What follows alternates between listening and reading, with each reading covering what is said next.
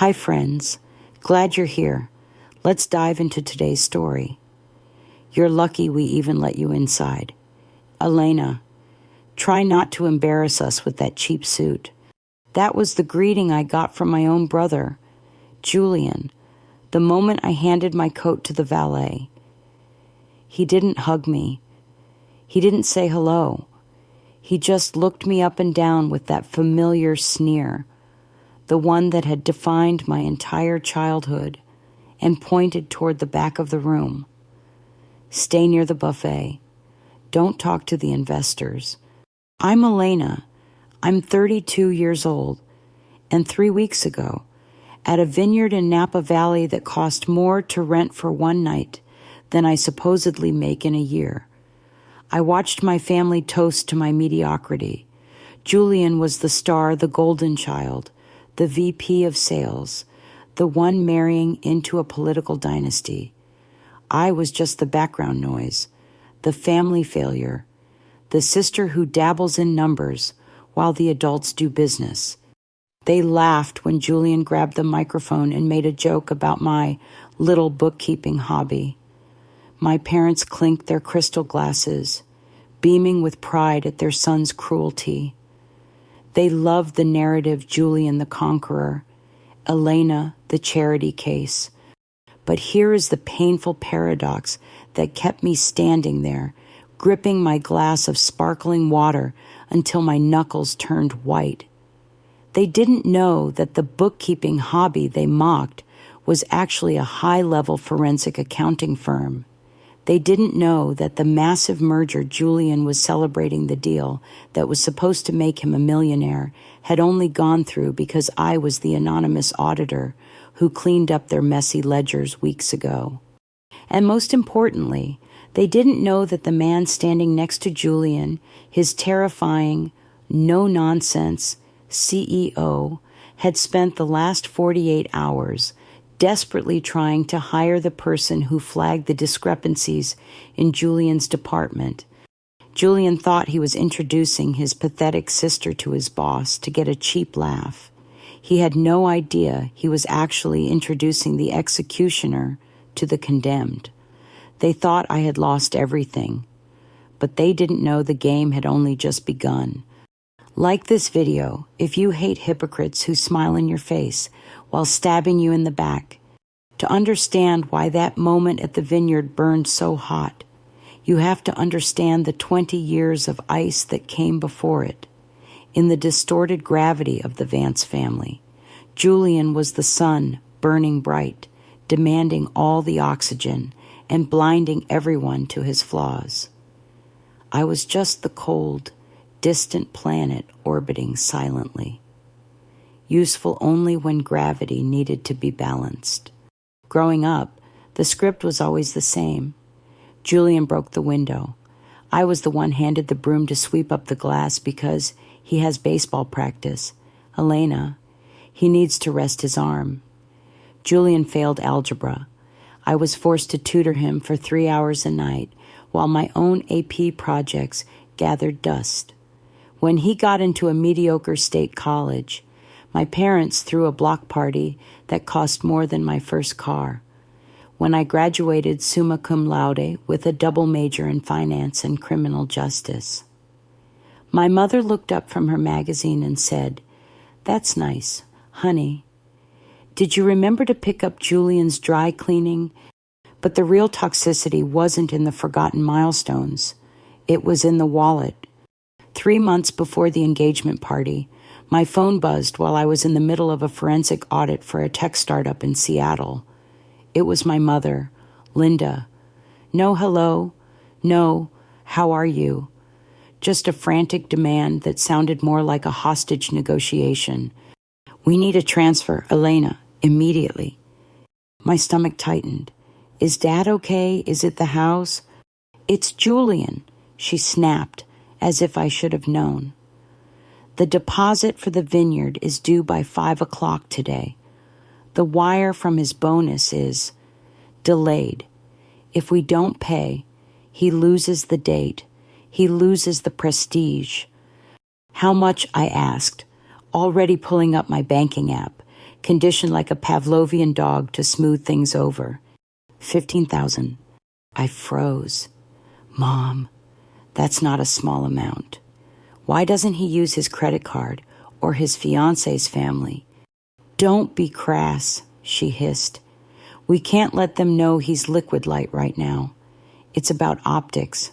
Elena, you wouldn't understand. Just send the money. He'll pay you back when the bonus clears next week. I sent it. Of course I sent it. I wired $15,000 of my hard-earned money into my brother's account to save his optics. Did the bonus clear next week? No. Did I get a thank you? No. Instead, I got an invitation to Sunday dinner 2 weeks later. I walked in expecting maybe a check, or at least a warm meal. What I got was a front row seat to the Julian show. My brother sat at the head of the table, pouring expensive Cabernet bought. I realized with a sick lurch, with the money I had likely freed up for him, and holding court. The venue is secured, Julian announced, swirling the wine like he was some European count. It took some arm twisting, but I made it happen. You know me. I don't take no for an answer. My father slapped him on the back. That's my boy, a closer, just like I was. I sat there, staring at my fork. Actually, I said, my voice quiet but cutting through the applause. The wire transfer made it happen. Did you bring the check? Julian. The room went silent, not the respectful silence of a church, but the annoyed silence of a movie theater when a baby starts crying. My mother sighed, dropping her fork with a clatter. Elena, please, not at the table. I just want to know when I'm getting the 15 grand back, I said, feeling the heat rise in my neck. It's been 2 weeks. Julian chuckled, a low, condescending sound that made my skin crawl. He looked at his fiancée, then at our parents, sharing a look that said, see, she's obsessed with pennies. You're so transactional, Elle, he said, shaking his head. It's family money. It all comes out in the wash. I'm closing the merger of the century next month. You'll get your little loan back with interest. God, you act like you're starving. Aren't you doing those tax returns for people? You should be fine. I'm a forensic accountant, I corrected, for the 100th time. I audit corporations. Right, bookkeeping, he dismissed, waving a hand. The point is, stop trying to ruin the mood. This is a celebration. We're talking about legacy here, not your petty cash flow problems. My father nodded, turning his back to me to refill Julian's glass. Let it go, Elena.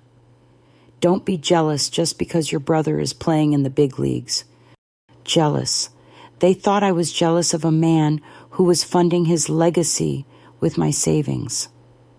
I looked around that table at the parents who adored him, the fiancé who believed his hype, and the brother who stole from me and called it charity, and I felt something inside me snap. It wasn't a loud snap.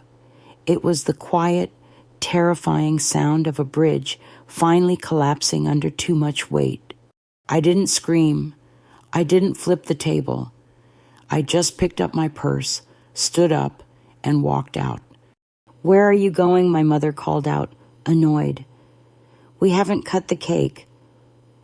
I'm going to work, I said without looking back.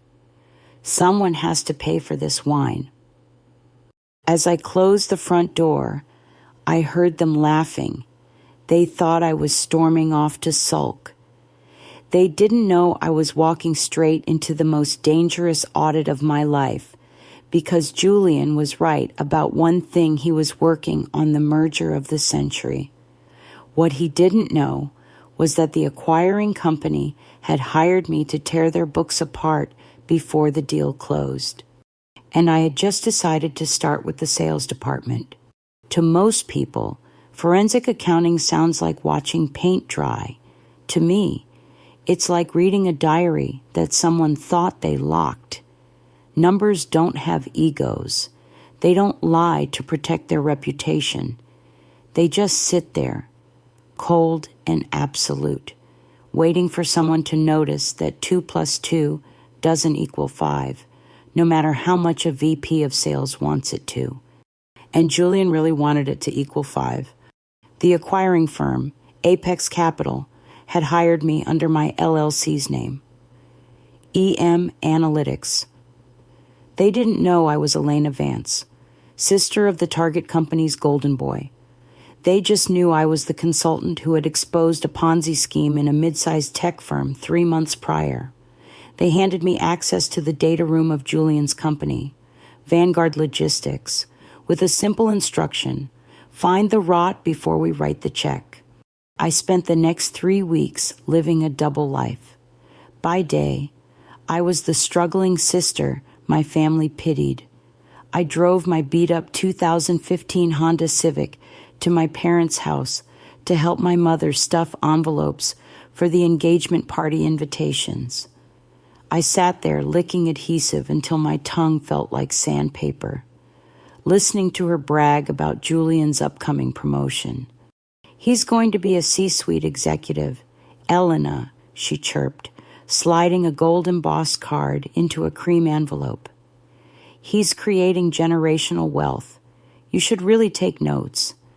Maybe one day you'll find a nice man who can do the same for you.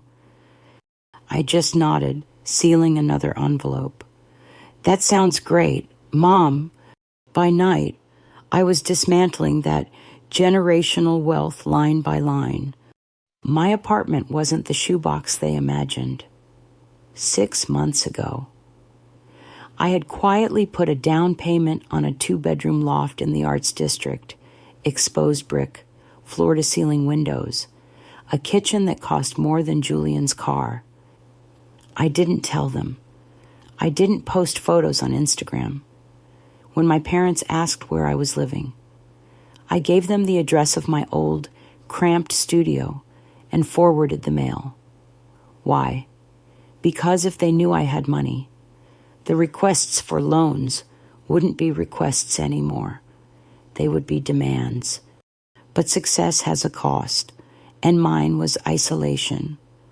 I sat in that beautiful, empty apartment at 3 a.m., bathed in the blue light of 3 monitors, fueled by espresso and anxiety. My social life was non-existent. My dating life was a series of canceled Hinge dates because I was too busy tracing wire transfers. And what I found in Julian's ledger was terrifying. It wasn't just incompetence, it was channel stuffing. Julian was booking sales for products that hadn't shipped, forcing distributors to take inventory they didn't need just to inflate his quarterly numbers. He was counting revenue from contracts that hadn't been signed yet. He was building a house of cards on a foundation of quicksand, all to secure his bonus and impress Apex Capital. I saw the emails. Just sign it. Dave, we'll fix the dates later. Don't worry about the shipping manifest. I'll override it. His signature was everywhere. One Tuesday, I got a text from Julian. Hey, Elle, need a favor. Savannah's ring needs to be resized, and the jeweler is across town. Can you pick it up? I'm swamped with the merger prep. Big boy stuff. You wouldn't get it. I looked at the screen. Then I looked at the spreadsheet in front of me, where I had just flagged a transaction where Julian had categorized a $12,000 bachelor party in Vegas as client acquisition costs. Big boy stuff. Sure, Julian, I typed back. I'll get it. I picked up the ring. It was a 3-carat monster that cost more than my student loans. The jeweler handed it to me with a velvet pouch and a smile. Mister, Vance said to put the resizing fee on your card. He said his was maxed out from the deposit. My stomach dropped. He did it again. Of course, I said, my voice steady, though my hand shook as I handed over my Amex. Put it on mine. I walked out of that jewelry store and sat in my car, gripping the steering wheel. I could have called him. I could have screamed. I could have canceled the card. But I didn't. I needed them to think I was still the doormat. I needed them to think I was still the pathetic, pliable Elena who would pay the bill and cry in private. Because if they knew who I really was, if they knew I was the one currently drafting the red flag report that would land on the Apex CEO's desk in 48 hours, they would circle the wagons. They would hide the evidence. Julian would shred the paper trail. I needed him arrogant. I needed him careless. So I drove the ring to his penthouse. He answered the door in a tailored suit, holding a scotch. "Took you long enough," he said, snatching the bag. "Did you stop for coffee or something?" "Traffic." I lied. "Did you get the invoice for the resizing?" "Oh, yeah. Just Venmo request me. I'll get to it." He waved a hand dismissively. "Hey, are you still wearing that same blazer you know? For the engagement party, Savannah wants everyone in pastels. Try not to look so funereal." "I'll keep that in mind," I said. "How's the merger going?" He grinned, a predator who thinks he's at the top of the food chain. "Done deal. Apex is desperate for us. Their CEO, Sterling, is practically begging to sign. I'm going to be a legend." "Sterling," I repeated. "Right." I walked away, the sound of his door clicking shut echoing like a gavel. He didn't know that Sterling Elias Sterling, the CEO of Apex, had emailed me personally that morning. "EM Analytics. Your preliminary findings on the sales division are disturbing. If this is verified, the deal is off. I need a full breakdown by Friday. Name your price." I went home and worked for 36 hours straight. I didn't sleep. I didn't eat. I lived on adrenaline and a cold, hard rage. I cross-referenced shipping logs with billing cycles. I pulled IP addresses from the client emails that accepted the fake contracts and traced them right back to Julian's personal laptop. He wasn't just inflating numbers. He was forging the clients. When I finally hit send on the encrypted file, it was 5:00 a.m. on the day of the engagement party. The sun was just bleeding gray light over the city skyline. My eyes burned. My body ached. I felt hollowed out, empty in the way you only feel when you realize you've just executed your own brother. But then I checked my bank account. The $15,000 was still gone. The resizing fee sat pending on my credit card. The years of "you're not enough" echoed in the silence of my luxury loft. I stood up, showered, and put on the best suit I owned. It wasn't pastel. It was a sharp, slate gray power suit that cost $4,000 paid for with my own money, earned from my own skill. I drove to the vineyard not as the sister. I drove there as the auditor. They thought I was coming to eat their free food and sit in the corner. They didn't know that Elias Sterling had asked me to meet him there. He was attending as a guest of honor, unaware that the EM Analytics consultant he was emailing was the woman parking her Honda around the back so her family wouldn't see the valet tag. I walked toward the white tent pitched on the rolling green hills of Napa. I could hear the string quartet playing. I could see my mother laughing, champagne flute in hand. I could see Julian, chest puffed out, holding court. My phone buzzed. An email from Elias Sterling. Received the final report. I'm at the venue. Find me. I slipped the phone into my pocket. I took a deep breath of the expensive, grape-scented air. It was time to pay the tab. The air inside the white VIP tent smelled of expensive lilies and unearned confidence. I stood near a pillar, holding a glass of sparkling water that cost $12, watching my brother work the room. He was in his element, shaking hands, clapping shoulders, playing the role of the benevolent tycoon. To the untrained eye, Julian Vance was the picture of American success, a 30-year-old executive closing the deal of a lifetime, surrounded by a family that adored him. To me, he looked like a man standing on a trap door, jumping up and down to prove how sturdy it was. My mother found me first. Of course she did. She moved through the crowd like a heat-seeking missile in beige silk, her eyes scanning my outfit with immediate disapproval. "Elena," she hissed, gripping my arm with a strength that belied her fragile appearance. "I thought we discussed the dress code. This is a celebration, not a board meeting. You look severe." I came straight from the office. "Mom," I said, my voice calm. I didn't have time to change into pastels. "Always working," she sighed, adjusting my lapel as if I were an unruly child. "Well, try to blend in. Julian is very stressed. He doesn't need you hovering around the important guests with your intensity. Just stay by the raw bar. And for heaven's sake, smile. You look like you're auditing the shrimp." I almost laughed. "Maybe I am." She frowned, not catching the irony. "Just don't ruin this. Sterling is here, the CEO. If Julian lands this, everything changes. For all of us." "For all of us," I asked, "or just for Julian?"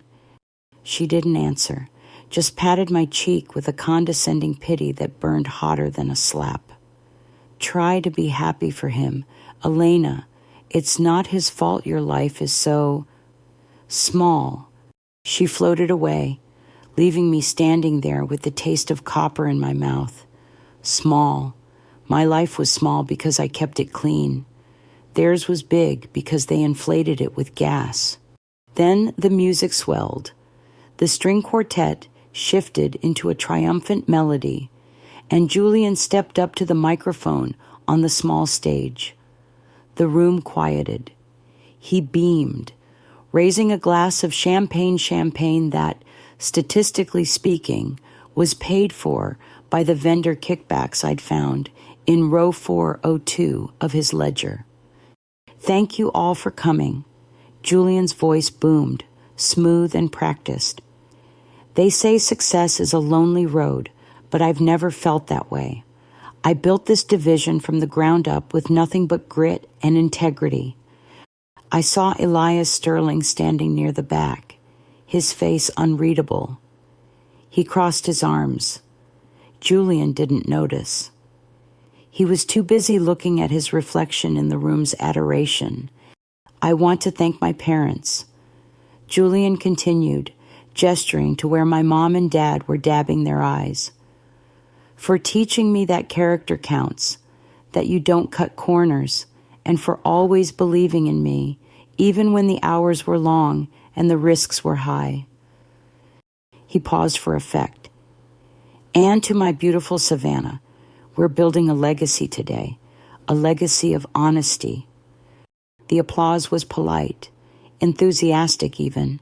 I felt nauseous. The audacity wasn't just in the lies, it was in the total erasure of reality. He wasn't just claiming success, he was claiming virtue. He was stealing the moral high ground while standing on a mountain of fraud. That was the moment the sadness evaporated. The little sister who wanted approval died right there in that tent. What was left was the auditor, and the auditor had seen enough. I started walking, not toward the exit, toward Sterling. He was standing alone by a high-top table, watching Julian descend the stage. I moved through the crowd, my slate gray suit cutting through the sea of pastels like a shark fin. But before I could reach him, a hand grabbed my shoulder. Hard. I spun around. It was Julian. His face was flushed, his eyes bright with adrenaline and champagne. "What are you doing?" he whispered harshly, pulling me away from the center of the room. "I saw you eyeing Sterling. Don't you dare go over there and beg for a job. I'm not having you embarrass me by handing out your little business cards." I shook his hand off. "I'm not looking for a job." "Julian." "Then why are you here?" he sneered, his voice rising just enough to turn a few heads nearby. "You've been sulking in the corner all night like a dark cloud. I told you this is for the elite. Elena, these are serious people. You don't belong in this conversation." "I paid for the venue deposit." "Julian," I said, my voice low and dangerous. "I think that buys me a spot in the conversation." He laughed. It was a cruel, barking sound. "Oh, my God. Are you still on the 15 grand? You are so petty. Is that why you're